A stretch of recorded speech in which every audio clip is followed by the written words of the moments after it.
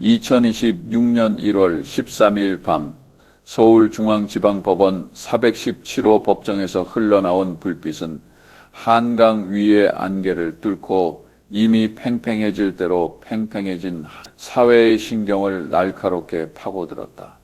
특별검사가 평온하면서도 날카로운 목소리로 피고인 윤석열에게 사형을 처해주길 바란다고 구형하는 순간 법정 안의 짧은 정적은 창밖에서 들려오는 시민들의 함성 소리에 깨졌다.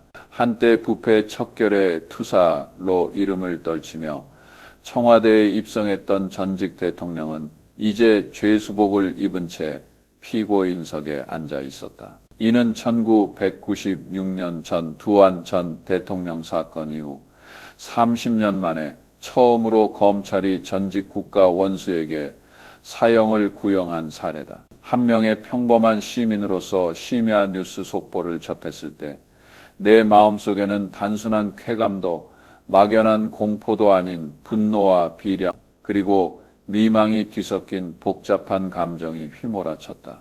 우리나라는 지금 도대체 어디까지 와 있는가? 전 국민의 이목이 집중된 이 재판은 한국 헌정의 미래를 어디로 이끌고 갈 것인가? 아마도 젊은 세대에게 윤석열이라는 이름은 한때 정의와 동의어였을지도 모른다.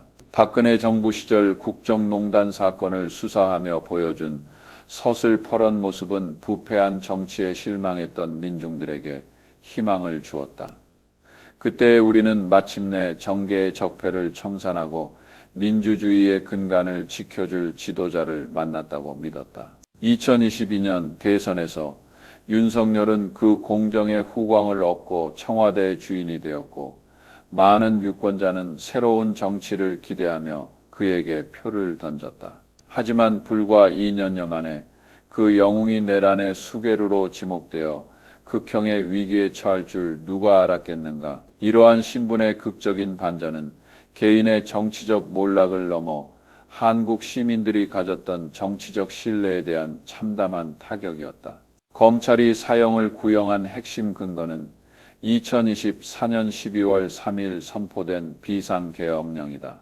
재판 과정에서 드러난 세부 사항에 따르면 당시 윤석열 정부는 주요 정책을 두고 국회와 극심한 대립각을 세우고 있었으며 야당은 대통령의 권한을 제한하는 법안들을 통과시키려 하고 있었다.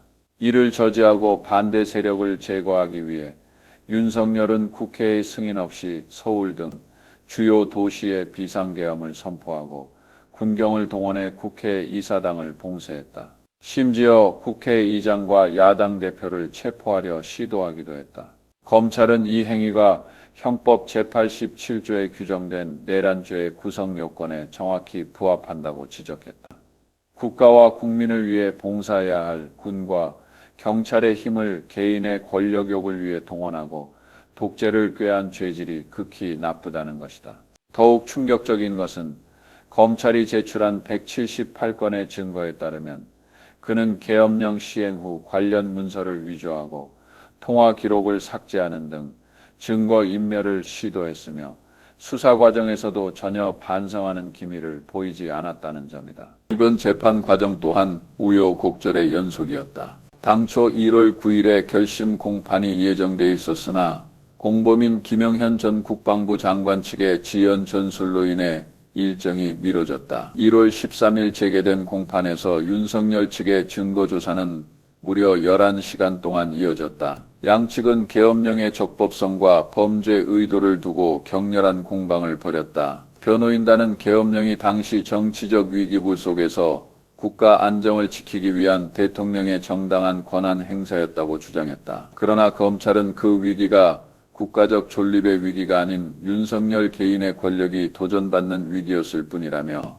이는 헌정 질서에 대한 정면 도전이라고 반박했다. 검사가 오남용의 증거들을 하나하나 열거할 때 방청석 곳곳에서는 억눌린 흐느낌과 분노 섞인 질타가 터져나왔다. 계엄령 아래 자유를 억압당하고 폭력적으로 해산당했던 시민들의 고통스러운 기억이 되살아난 순간이었다. 윤석열 사태는 단순한 일회성 사건이 아니라 집권 기간 내내 이어진 권력 남용의 결정판이었다. 내란죄 외에도 그는 일반이 적재 혐의를 받고 있는데 특검 수사 결과 자신의 권력을 공고히 하기 위해 북한의 도발을 유도하려 모의했다는 사실이 드러나 국민들을 경악해 했다. 여기에 부인 김건희 여사의 부패 스캔들은 정부의 신뢰도를 바닥으로 추락시켰다. 김 여사는 대통령 부인의 지위를 이용해 3억 7,700만 원 상당의 명품 가방과 보석을 수수하고 주가 조작과 인사 개입을 통해 14억 6천만 원의 범죄 수익을 챙긴 혐의를 받고 있다. 특검은 두 사람을 정치적 공동체로 규정했으며 김 여사가 공식 직함 없이 대통령의 버금가는 지위를 누리며 국정을 농단했다고 비판했다. 2015년 8월 김 여사는 한국 헌정 사상 처음으로 공개 수사를 받는 영부인이 되었고 12월에는 마스크를 쓴 채 피고인석으로 향하며 비참한 몰락을 보여주었다. 이러한 일련의 사태 끝에 윤석열은 2015년 4월 헌법재판소에 의해 탄핵되어 대한민국 역사상 처음으로 구속된 현직 대통령이라는 오명을 남겼다. 사형 구형 소식이 전해지자 한국 사회는 거센 논쟁과 분열에 휩싸였다. 더불어민주당은 역사와 국민이 사형 판결을 지켜볼 것이라며 검찰의 결정을 지지했다. 광화문 광장에는 독재자 처단, 민주주의 수호를 외치는 시민들이 모여들었다. 과거 군사 독재를 경험한 노년층부터 대학생들까지 이들은 윤석열의 행위에서 독재의 부활이라는 위험을 보았고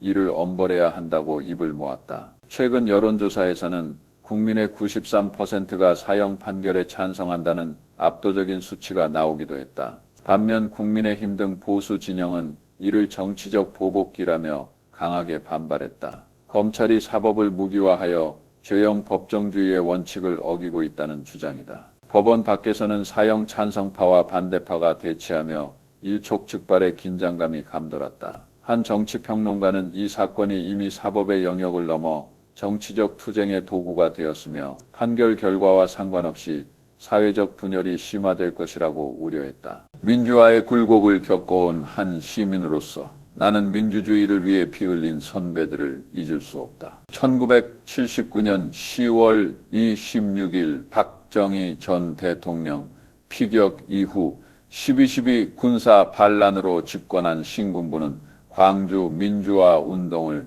유혈 진압했다. 그 어둠의 역사는 우리 가슴속에 영원한 상처로 남았다. 그런 희생 끝에 1987년 민주화가 이루어졌고 헌법 체계가 확립되었다. 윤석열의 비상계엄령은 바로 그 민주주의의 뿌리를 흔들었으며 국민들의 가장 예민한 역사적 트라우마를 건드렸다. 대다수 국민이 엄벌을 원하는 이유는 명확하다. 피로 일궈낸 민주주의를 한 정권의 탐욕으로 무너뜨릴 수 없기 때문이다. 한국 헌정사를 되돌아보면 전직 대통령들의 말년은 늘 비극적이었다. 이승만은 망명했고 박정희는 피격당했으며 전두환과 노태우는 수감되었다. 노무현은 서거했고 박근혜는 탄핵당했다. 세계에서 가장 위험한 직업이라는 말은 한국 정치 체제의 고질적인 병폐를 보여준다. 권력 견제 장치의 부재,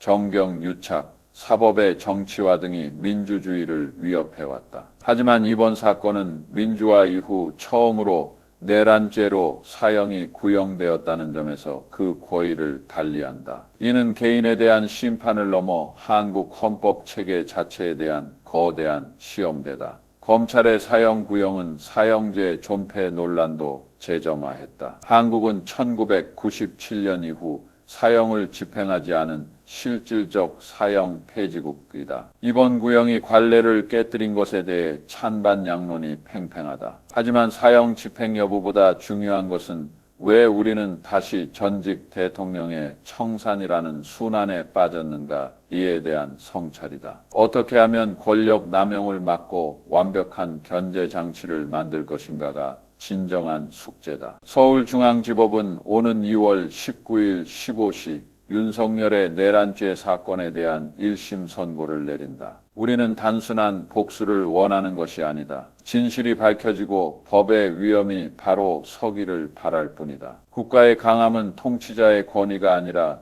제도의 완결성과 시민 권리의 보장에서 나온다. 한강은 오늘도 흐르고 서울의 불빛은 빛나지만 나는 노무현 전 대통령이 남긴 너무 많은 사람이 고통받았다는 말을 떠올린다. 이 정치적 소용돌이 속에서 우리 모두는 아파하고 있다. 2월 19일의 판결이 분열의 도화선이 아닌 한국 민주주의가 한 단계 도약하는 새로운 시발점이 되기를 간절히 기도한다. 권력은 양날의 검이다. 시민이 깨어있을 때만이 그 칼날이 우리를 향하지 않을 것이다. 민주주의의 미래는 바로 우리 손에 달려 있다.